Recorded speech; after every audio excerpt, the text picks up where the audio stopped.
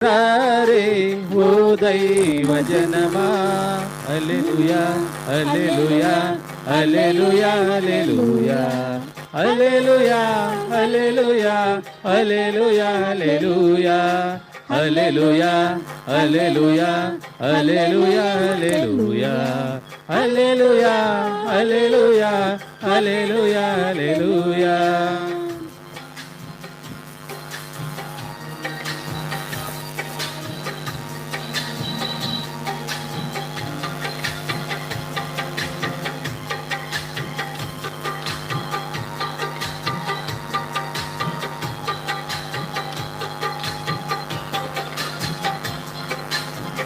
సృష్టికి మూలమైన ఆ వాక్యమే నరునికి జీవము పోసెను.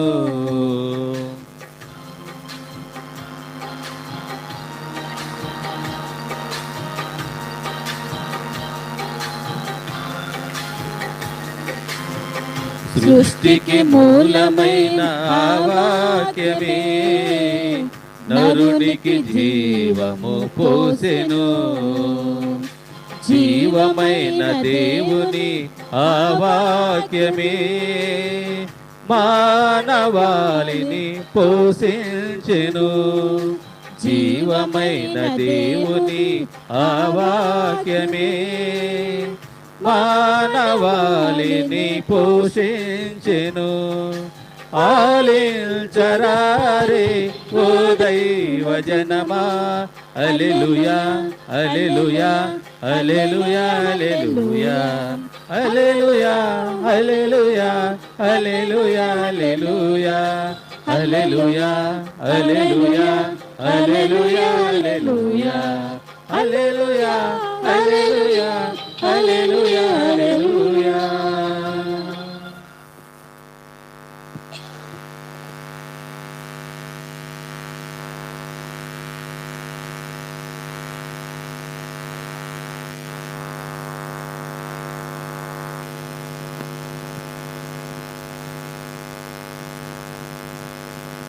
ప్రభువు మీతో ఉందురుగాక. మీ ఆత్మతో ఉందురుగాక. పునీత మత్తయి గారు వ్రాసిన పవిత్ర సువిశేషములోని భాగము. ప్రభువా మీకు మహిమ కలుగునుగాక. మత్తయి శుభవార్త 13వ అధ్యాయము 24వ వచనము నుంచి 43వ వచనము వరకు. మత్తయి శుభవార్త 13వ అధ్యాయము 24వ వచనము నుంచి 43వ వచనము వరకు. యేసు వారికి మరి ఒక ఉపమానమును చెప్పెను. పరలోక రాజ్యము తన పొలమునందు మంచి విత్తనములు చల్లిన వారిని పోలి ఉన్నది. జనులు నిద్రించు వేళ వాని పగవాడు వచ్చి గోధుమలలో కలుపు గింజలు చల్లి పోయెను. పైరు మొలసి వెన్ను విడిసినప్పుడు కలుపు మొక్కలు కూడా కనిపింప సాగెను. అప్పుడు ఆ యజమానుని సేవకులు అతని వద్దకు వచ్చి, అయ్యా, నీ పొలములో మంచి విత్తనములు చలితివి కదా, అందులో కలుపు గింజలు ఎట్లు వచ్చి పడినవి అని అడిగిరి. అందుకు అతడు, ఇది శత్రువు చేసిన పని అనేను. అంతటి వారు, మేము వెళ్ళి వారిని పెరికి కుప్ప వేయుదుమా అని అడిగిరి. వలదు వలదు, కలుపు తీయబోయి గోధుమను కూడా పెలగింతురేమో, పంట కాలము వరకు రెండిని పెరగనిండు. అప్పుడు కోతగాండ్రతో ముందుగా కలుపు తీసి వారిని అగ్నిలో వేయుటకు కట్టలు కట్టుడు, గోధుమలను నా గిడ్డంగులలో చేర్చుడు అని చెప్పెదను అనేను. ఆయన మరి ఒక ఉపమానము ఇట్లు వారితో చెప్పెను. పరలోక రాజ్యము పొలములో నాటబడిన ఒక చిన్న ఆవగింజను పోలి ఉన్నది. అన్ని విత్తనముల కంటే అది చిన్నదైనను పెరిగినప్పుడు అది పెద్ద గుబురై వృక్షమై దాని కొమ్మలలో పక్షులు వచ్చి గూళ్ళు కట్టుకొని నివసించును. ఆయన వారికి మరి ఒక ఉపమానమునిట్లు చెప్పాను. ఒక స్త్రీ పులిసిన పిండిని 3 కుంచముల పిండిలో ఉంచగా ఆ పిండి ఎంతయో మారెను. పరలోక రాజ్యము దీనిని పోలి ఉన్నది. యేసు జన సమూహములకు ఈ విషయములన్నీ ఉపమానములతో బోధించెను. ఉపమానము లేక వారికి ఏమయో బోధింపడాయను. ప్రవక్త పలికిన ఈ క్రింది ప్రవచనములు నెరవేరినట్లు ఆయన ఈ రీతిగా బోధించెను. నేను ఉపమానములతో బోధించెదను, సృష్టి ఆరంభము నుండి గుప్తమై ఉన్న వారిని బయలుపరిచెదను. అప్పుడు యేసు ఆ జన సమూహమును వదిలి ఇంటికి వెళ్ళెను. శిష్యులు ఆయనను సమీపించి గోధుమలు కలుపగించిన ఉపమానమును వివరింపమని ఆయనను కోరిరి. అందుకు యేసు, మంచి విత్తనమును విత్తేవాడు మనుష్య కుమారుడు. పొలము ఈ ప్రపంచము. మంచి విత్తనము అనగా రాజ్యమునకు వారసులు. కలుపు గింజలు దుష్టుని సంతానము. వీరిని విత్తిన శత్రువు శైతాను. పంటకాలము అంత్యకాలము. కోతగాండ్రు దేవదూతలు. కలుపు మొక్కలు ఎట్లు ప్రభు చేయబడి అగ్నిలో వేయబడినో అట్లే అంత్యకాలమందు జరుగును. మనిషి కుమారుడు తన దూతలను పంపును. వారు ఆయన రాజ్యము నుండి పాప భూయిష్ఠులైన ఆటంకములను అన్నిటినీ దుష్టులను అందరూ పొరుగు చేసి అగ్నిగుండములో పరద్రోయుదురు. అసలు వారు ఏడ్చుసు పండ్లు కొరకొందురు. అప్పుడు నీతిమంతులు తమ తండ్రి రాజ్యములో సూర్యుని వలె ప్రకాశింతురు. విలునవాడు వినుగాక అని పలికెను. ఇది ప్రభుని సువిశేషము.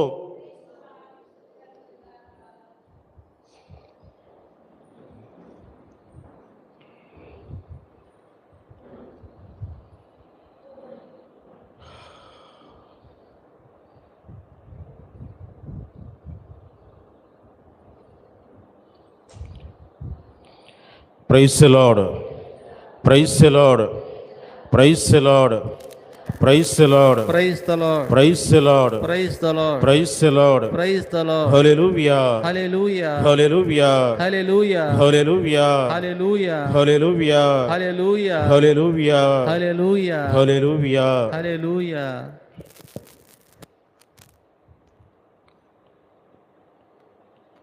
దేవుని యందు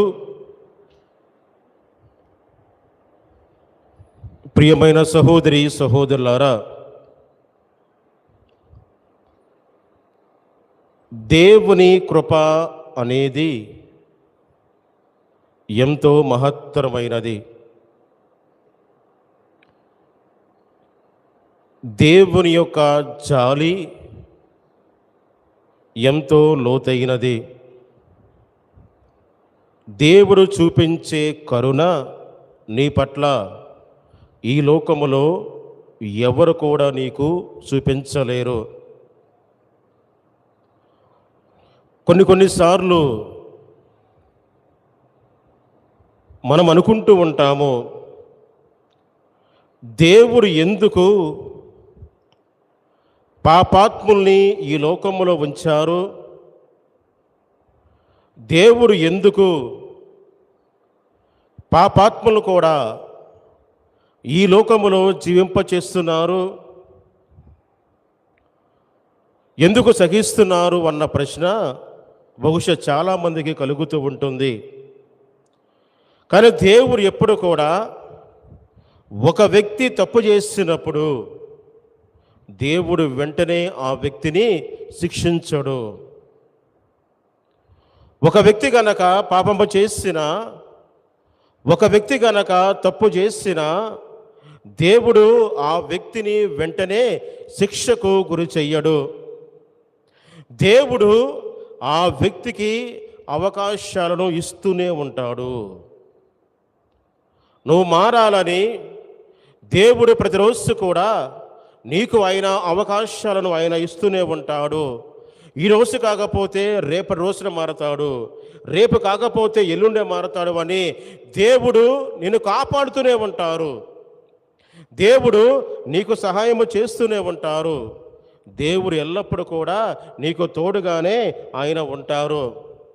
దేవుని యందు ప్రియమైన సహోదరి సహోదరులారా, మరి ఈ రోజున మనము తెలుసుకోవలసిన విషయము ఏమిటి అనంటే, దేవుని కృప అనేది చాలా మహత్తరమైనది. ఆయనలాగా నిన్ను ఎవరు ప్రేమించలేరు, ఆయనలాగా నీకు ఎవరు సహాయం చేయలేరు, ఆయనలాగా నీతో జీవితకాలం అంతా ఎవరు తోడుగా ఉండలేరు. ఈనాటి మొదటి పట్టణంలో మనమంతా కూడా విని ఉన్నాము.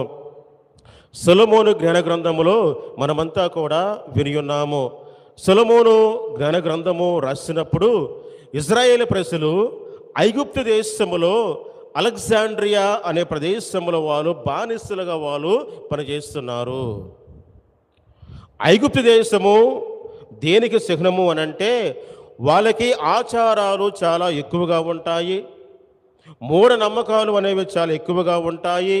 అంతేకాకుండా వాళ్ళు గ్రీకు భాష వాళ్ళు మాట్లాడుతూ ఉంటారు. అలెగ్జాండ్రియా అనే ప్రదేశంలో ఉన్నవాళ్ళు గ్రీకు భాష వాళ్ళు మాట్లాడుతూ ఉంటారు. గ్రీకు భాష మాట్లాడే ప్రతి ఒక్క వ్యక్తికి ఆలోచన ఏమిటి అని అంటే, మా దగ్గరే ఉన్నతమైన జ్ఞానం అనేది ఉన్నది, మాకు మించిన తెలివి గలవాడు ఈ లోకంలో ఎవరు కూడా లేరు, మాకు మాత్రమే నిజమైన జ్ఞానము మాతోనే ఉంది అని గ్రీకులు తరచుగా వాళ్ళ గురించి గొప్పలు చెప్పుకుంటూ ఉంటారు. ఆ సమయంలో ఇజ్రాయేల్ ప్రజలు కూడా ఏం చేశారు అంటే, తండ్రి అయిన దేవుడిని ఆరాధించడం మానివేసి గ్రీకు ప్రజలతో కలిసి విగ్రహారాధన చేయడం వాళ్ళు మొదలుపెట్టారు. అన్య దేవతల్ని పూజించడం వాళ్ళు మొదలుపెట్టారు. అలాగే మూఢ నమ్మకాలు కలిగి జీవించడం వాళ్ళు మొదలుపెట్టారు. మరి ఈ విధముగా వాళ్ళు కూడా ఈ యొక్క ఐగుప్తు దేశంలో ఉన్న ప్రజలతో కలిసి విగ్రహారాధన చేయడము, మూఢ నమ్మకాలు కలిగి జీవించడము, పూజలు చేయడము, నైవేద్యాలు చేయడము, యాగాలు చేయడము వాళ్ళు మొదలుపెట్టారు.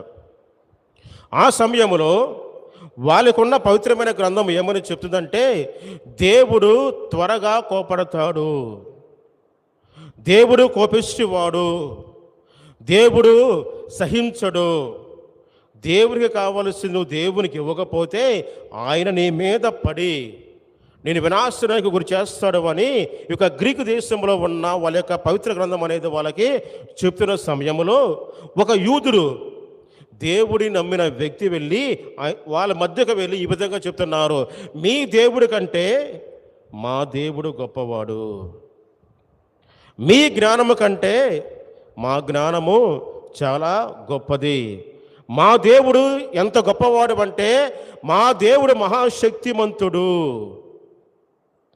మా దేవుడు బలాఢ్యుడు, మా దేవుడు ఎనలేని ప్రేమ కలిగిన వాడు, మా దేవుడు ప్రతి ఒక్క వ్యక్తిని ఆయన క్షమిస్తాడు, మేము కనుక తప్పులు చేస్తే మారు మనసు పొందాలని దేవుడు ప్రతిరోజు కూడా మా కోసం ఎదురు చూస్తూ ఉంటాడు అని ఈ యొక్క యూదుడు ఇజ్రాయేలీ ప్రజలకి తెలియజేస్తున్న సందర్భంలో పలికిన వాక్యాలే ఈనాటి మొదటి పట్టణంలో మనమంతా కూడా విని ఉన్నాము. దేవుని యందు ప్రియమైన సహోదరి సహోదరులారా, మరి ఈ రోజున మనము కూడా ఏం చేయాలంటే దేవుని ప్రేమను ప్రతి ఒక్కరము కూడా తెలుసుకోవాలి. అందుకని క్రీస్తు ప్రభు అన్నారు, నేను మిమ్ము క్షమించినట్లు మీరు కూడా ఒకరి పట్ల ఒకరు క్షమాపణ కలిగి ఉండాలని ప్రభు చెప్పారు. ఇక్కడ ఈరోజున మనము ప్రభు నుండి క్షమాపణ మనం పొందుకుంటాం, కానీ ఒక వ్యక్తిని మనం క్షమించాలంటే మనకి మనస్సు అనేది మనకి ముందుకు రాదు ఇక్కడ. కానీ ప్రభువు ప్రతిరోజు కూడా ప్రతి ఒక్క వ్యక్తి మారు మనసు పొందాలని ప్రభువు ఎదురు చూస్తూ ఉంటారు. ప్రభు అన్నారు, 99 మంది నీతిమంతుల కంటే హృదయ పరివర్తనము పొంది ఒక పాపాత్ముడి విషయమే పరలోక రాజ్యంలో ఎక్కువ ఆనందం ఉంటుందంట. దేవుని దృష్టిలో ఎవరు నాశనము అవడమో దేవునికి ఇష్టం లేదు. ప్రతి ఒక్క వ్యక్తి మారు మనసు పొందుకోవాలని, ప్రతి ఒక్క వ్యక్తి సంతోషముగా ఉండాలని, ప్రతి ఒక్క వ్యక్తి ఆనందముగా ఉండాలని దేవుడు కోరుకుంటారు. ఇదే విషయాన్ని ఈనాటి సువిశేషపట్నంలో మనమంతా కూడా విని ఉన్నాము. క్రీస్తు ప్రభువు ఉపమానమును ఆయన తెలియజేస్తున్నారు. ఏమని? గోధుమ గింజలు, కలుపు గింజలు. దేవుని యందు ప్రియమైన సహోదరి సహోదరులారా, ఇక్కడ ఏమైందంటే విత్తువాడు వెళ్ళి తన పొలాన్ని సారవంతము చేసుకొని గోధుమ గింజలు మాత్రమే తన పొలములో చల్లాడు. కానీ శైతాను వచ్చి ఏం చేసింది? గోధుమ గింజలతో పాటు కలుపు గింజలు కూడా శైతాను వచ్చి చల్లింది. ఇక్కడ ఒక విషయం మనం గమనించాలి. దేవుడు నీకు మంచి మనసునిచ్చాడు. దేవుడు ప్రతి ఒక్క వ్యక్తికి మంచి మనస్సును ఇచ్చాడు. ఒక సామెత ఉంది, పసిపిల్లలు దేవునితో సమానం అంటారు. అవునా? పసిపిల్లలు దేవునితో సమానం అంట. ఎందుకంటే వాళ్ళ మనస్సు నిజాయితీగా ఉంటుంది, వాళ్ళ ప్రేమ కల్మషం లేకుండా ఉంటుంది, వాళ్ళ మాటలు కూడా చాలా చాలా నిజాయితీగా ఉంటాయి. అందుకనే చిన్నపిల్లలు దేవునితో సమానం అంటారు. అవును కదా? ఎందుకంటే మనకి చిన్న వయసులో ఉన్నప్పుడు దేవుడు మనకి మంచి మనసునిచ్చాడు. మనము పెరిగే కొద్దీ ఏమవుతుంది? మన యొక్క ఆలోచనలు మారుతున్నాయి, మన యొక్క పద్ధతి అనేది మనకు మారుతుంది, మన అలవాట్లు కూడా మనకి మారిపోతున్నాయి. ఈ రోజున వయసు పెరిగే కొద్దీ ఏమవుతుందంటే మంచి జీవితం నుండి చెడు జీవితంలోనికి మనం అడుగు పెడుతున్నాం. బహుశా ఈ లోకము వల్ల కావచ్చు, నువ్వు ఎన్నుకున్న మార్గం వల్ల కావచ్చు, నీ స్నేహితుల వల్ల కూడా కావచ్చు, నీ బంధువుల వల్ల కూడా కావచ్చు. వయసు పెరిగే కొద్దీ మనం ఏం చేస్తున్నాము? మనలో ఉన్న మంచి మనస్సును మనం తీసివేసి ఈ లోకపరమైన చెడు మనస్తత్వం కలిగి మనం జీవిస్తున్నాం ఈ రోజున. ఆ చెడు మనస్తత్వం ఏమిటి? బహుశా అసూయ కలిగి జీవించడము, స్వార్థము కలిగి మనము జీవించడము, లేకపోతే అన్యాయము మనం చేయడము, లేకపోతే కుట్ర పన్నే హృదయం కలిగి మనం ఉండడము, తప్పులు చేయడము, అబద్ధాలు చెప్పడము, ఇవన్నీ కూడా మనము వయస్సు పెరిగే కొద్దీ మనము నేర్చుకుంటూ ఉంటాం. అప్పుడు దేవుడు ఇవన్నీ కూడా ప్రభు చూస్తూనే ఉంటాడు. చిన్న వయసులో ఉన్నప్పుడు ఇది మంచి మనసు ఉంది, వయసు పెరిగిన తర్వాత చెడు మనసు అయిపోయింది అని దేవుడు మన యొక్క ప్రాణాన్ని ఆయన తీసివేయడు. దేవుడు మన ప్రాణాన్ని ప్రభువు తీసివేయడనా? మారు మనసు పొందుకుంటాడని దేవుడు ఏం చేస్తాడు? ప్రతిరోజు కూడా ఆయన ఎదురు చూస్తూ ఉంటాడు. అందుకని ప్రభు చెప్తున్నారు, యెషయా గ్రంథం తీయండి, ఇర్మియా గ్రంథము 2వ అధ్యాయము 21వ వచనము. చదవండి. మంచి విత్తనముల నుండి మొలకెత్తిన శ్రేష్టమైన ద్రాక్ష తీగగా నేను మిమ్ము నాటాను. వినండి, మంచి విత్తనం అంటే ఏంటి? ప్రభుని యొక్క ఆత్మ ప్రతి ఒక్కరిలో ఉంది. ఈ రోజున నీలో ఉన్న ప్రాణం అనేది అది దేవుడిది. నీలో ఉన్న ప్రాణం అది దేవుడిది. దేవుని ప్రాణము నీలో ఉంది కాబట్టి నువ్వు పవిత్రమైన వ్యక్తివి. అదే ప్రభు అంటారు ఏమని? మంచి విత్తనముల నుండి మొలకెత్తిన శ్రేష్టమైన ద్రాక్ష తీగగా నేను మిమ్ము నాటాను. ఒక మంచి వ్యక్తిగా నేను నిన్ను చేశాను, నా ప్రాణము నీకు ఇచ్చాను, నా శ్వాసను నీకు ఇచ్చాను, నీ పేరు నేను అరచేతులను చెక్కుకున్నాను, నేను ఎల్లప్పుడూ కూడా కాపాడడానికి దూతలను కూడా నీకు నియమించాను. కానీ ఏమవుతుంది? కానీ మీరిప్పుడు వయసు పెరిగే కొద్దీ మనమిప్పుడు నిష్ప్రయోజనమైన భ్రష్టజాతి ద్రాక్షాలుగా మనము మారిపోయామంట. అంటే తీయగా ఉండవలసిన తీయని కాయలు కాయవలసిన తీగ ఏమవుతుంది? పుల్లని కాయలు కాస్తుంది. ఒక ద్రాక్ష తీగ తీయని కాయలు కాయాలి, కానీ ఎటువంటి కాయలు కాస్తుంది? పుల్లని కాయలు కాస్తుంది. అంటే మన వయసు పెరిగే కొద్దీ దేవుడు మన నుండి మంచిని ఆశిస్తారు. మనకి వయసు పెరిగే కొద్దీ దేవుడు మన నుండి మంచిని ప్రభువు కోరుకుంటున్నారు. కానీ మనం ఏం చేస్తున్నాం? ఈ రోజున మనకి వయసు పెరిగే కొద్దీ పుల్లని కాయలు మనము కాస్తున్నామంట. పుల్లని కాయలు కాస్తున్నామంటే మనము చెడు ప్రవక్తన కలిగి మనము జీవిస్తున్నాము. పాపపు జీవితాన్ని మనమందరం కూడా జీవిస్తున్నాము. అందుకనే ప్రభు చెప్తున్నారు ఏమని?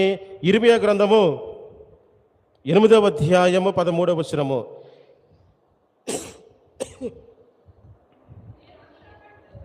ఇర్మియా గ్రంథము 8వ అధ్యాయము 13వ వచనము చదవండి.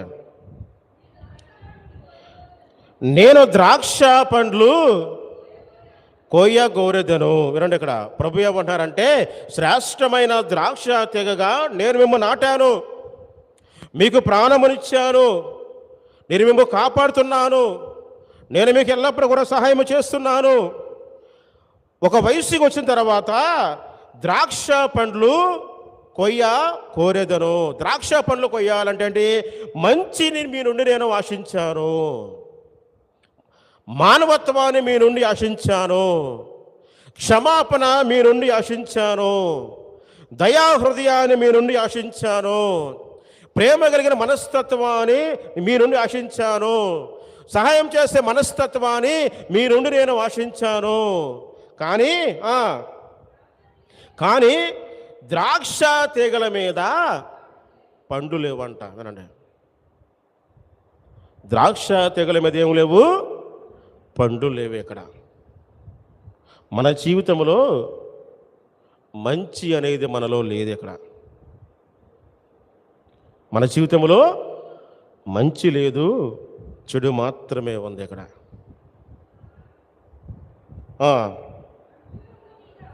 అంజూరముల మీద ఫలములు కూడా లేవంట.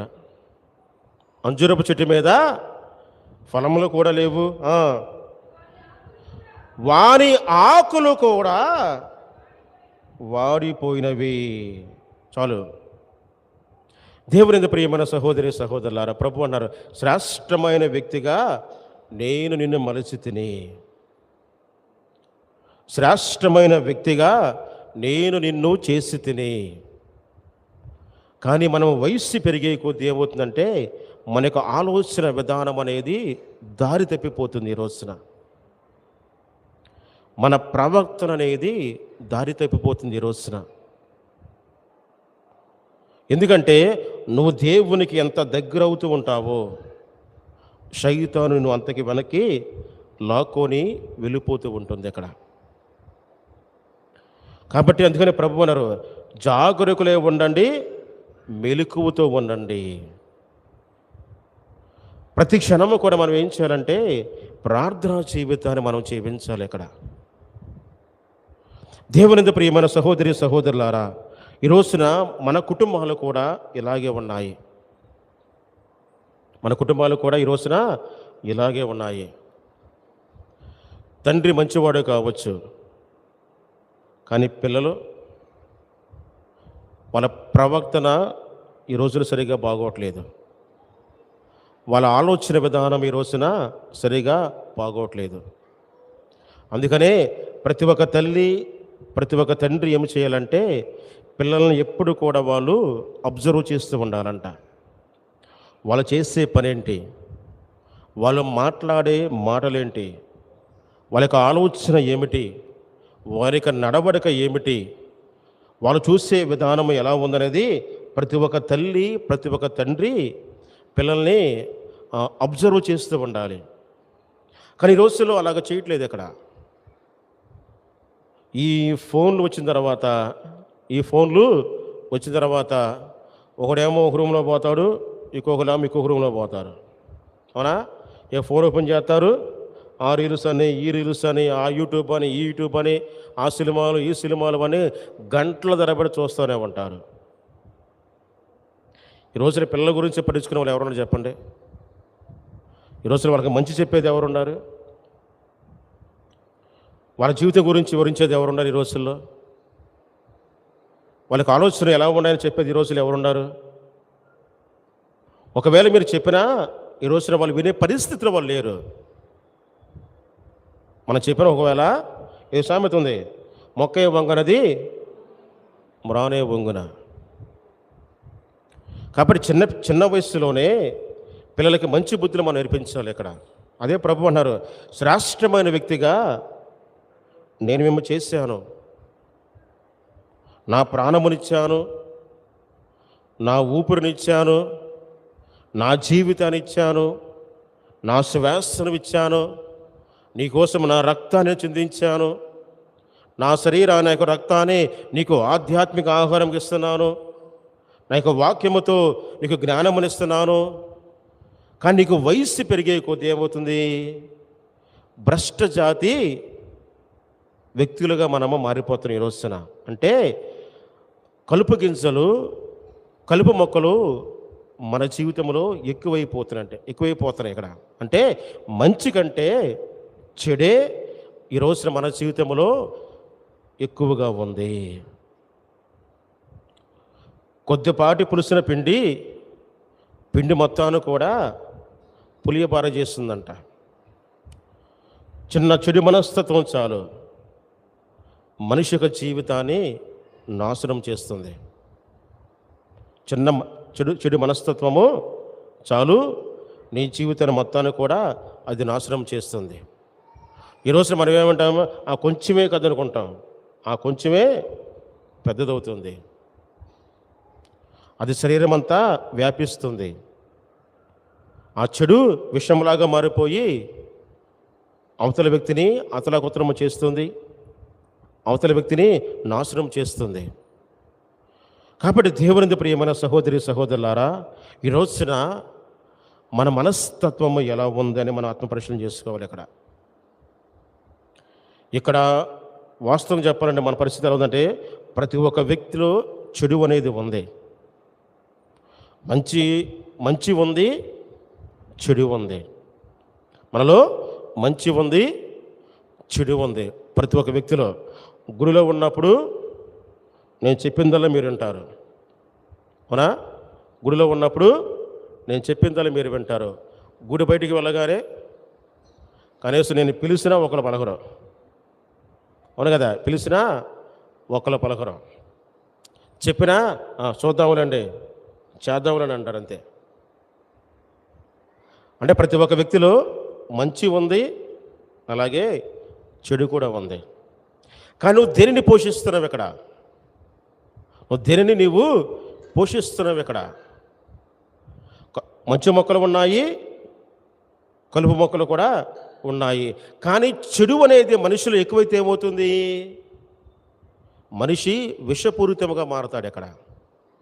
మనిషి విషపూరితముగా మారతాడు. నువ్వు విషపూరితముగా మారినా, నేను అందరూ వదిలివేసినా, నేను అందరూ వెలివేసినా, నేను అందరూ తిరస్కరించిన, ప్రతి ఒక్క వ్యక్తిని పాపాత్ముడిగా పరిగణించిన దేవుడు మట్టుకు నీకు అవకాశాన్ని ఇస్తూనే ఉంటాడు. ప్రభు నీకు అవకాశానైనా కల్పిస్తూనే ఉంటాడు. అవకాశం ఏంటంటే నువ్వు ఎప్పుడు మారతావా, నీ జీవితాన్ని ఎప్పుడు నువ్వు సరి చేసుకుంటావని దేవుడు మనందరికైనా అవకాశాలను అయినా కల్పిస్తూనే ఉంటారు. కాబట్టి దేవుని ప్రియమైన సహోదరులారా, మనలో మంచి ఉంది, అలాగే మనలో చెడు కూడా ఉంది. నువ్వు దేనిని పోషిస్తావో దాని ప్రతిఫలాన్ని నీవు పొందుకుంటావు. దేవుడు ఎప్పుడు కూడా మనిషి నాశనం అవ్వాలని ఆయన కోరుకోడు. ఎప్పుడు కూడా దేవుడు ప్రతి ఒక్కరూ సంతోషంగా ఉండాలనే ప్రభువు కోరుకుంటాడు. ప్రతి ఒక్క వ్యక్తి ఆనందంగా ఉండాలనే దేవుడు కోరుకుంటాడు. సైతాను అసూయ వల్ల మనలో ఏం చేసేది, చెడు విత్తనాలను అది నాటుతుంది. అది ఆ చెడు విత్తనాల వల్ల మనం ఏమవుతుందంటే దేవునికి మనం దూరం అవుతాం. కాబట్టి మన జీవితము చాలా జాగ్రత్తగా మనం నడుచుకోవాలి. మన జీవితాన్ని, మనకి మనస్తత్వాన్ని, మనకి ఆలోచనని మనము అదుపులో మనం పెట్టుకోవాలి ఇక్కడ. అందుకని ప్రభు అంటున్నారు, శరీరానుసారంగా జీవించే వాళ్ళు దేవుడిని సంతోషపెట్టలేరు. ఆత్మానుసారంగా జీవించే వాళ్ళు మాత్రమే దేవుడిని సంతోషపెడతారు. దేవునిది ప్రియమైన సహోదరి సహోదరులారా, మరి మన హృదయంలో కలుపు గింజలు ఎక్కువగా ఉన్నాయా, మంచి విత్తనాలు ఎక్కువగా ఉన్నాయా? మనలో మంచి లక్షణాలు ఉన్నాయా, చెడు లక్షణాలు మనలో ఉన్నాయని ఆత్మ పరిశీలన చేసుకొని, దేవుడు మన నుండి కోరుకున్నది ఏమిటంటే ప్రతి ఒక్క వ్యక్తి మారాలి అని ప్రభువు మన నుండి కోరుకుంటున్నారు. మనం మారితే దేవుడు సంతోషంగా ఉంటాడు. మనం బాధపడితే దేవుడు అక్కడ బాధపడుతూ ఉంటాడు. కాబట్టి మనం మారాలని, మన జీవితాన్ని సరి చేసుకోవాలని, మనలో ఉన్న చెడు తత్వాన్ని మనము తీసివేయాలని ప్రభునికి ప్రార్థన చేద్దాం. పితా పుత్ర పవిత్రాత్మ నామమున పరలోకమును భూలోకమును సర్వశక్తి గల పిత అయిన సర్వేశుని విశ్వసించున్నాను. అతని యొక్క ఏకసుతుడును మరి యొక్క నాథుడైన యేసుక్రీస్తును విశ్వసించున్నాను. ఇతడు పవిత్రాత్మ వలన గర్భమై కన్య మరియమ్మ నుండి పుట్టెను. పోన్సు పిలాతుని అధికారంకు లోనై పాటుబడి శిలువ మీద కొట్టబడి మరణం పొంది సమాధిలో ఉంచబడెను. పాతాళముకు దిగి మూడవ నాడు చనిపోయిన వారిలో ఉండి లేచెను. పరలోకమునకెక్కి సర్వశక్తి గల పితైన సర్వేశ్వరుని కుడి ప్రక్కన కూర్చుని ఉన్నారు. అక్కడ నుండి జీవించు వాళ్ళకును చనిపోయిన వాళ్ళకును తీర్పు చేయుటకు వచ్చును. పవిత్రాత్మను విశ్వసించున్నాను. పరిశుద్ధ కథోలిక సభను, పునీతుల సంబంధ ప్రయోజమును విశ్వసించున్నాను.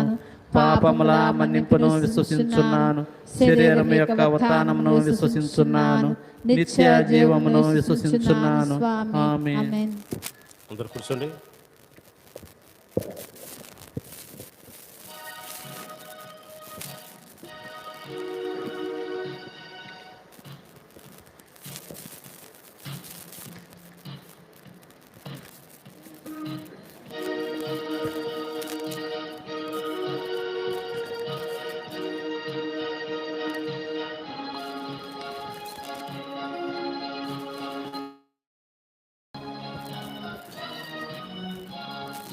హృదయపు సంధ్యా వేదికపై నిలిచెను సుందర ప్రజాపతి. నా మానస కుటీరలో గిలిలో హాయిగా మృగెను సంధ్యారాగం సంధ్యారాగం. నా హృదయపు సంధ్యా వేదికపై నిలిచెను సుందర ప్రజాపతి. నా మానస కుటీరలో గిలిలో హాయిగా మృగెను సంధ్యారాగం సంధ్యారాగం. నా హృదయపు సంధ్యా వేదికపై నిలిచెను సుందర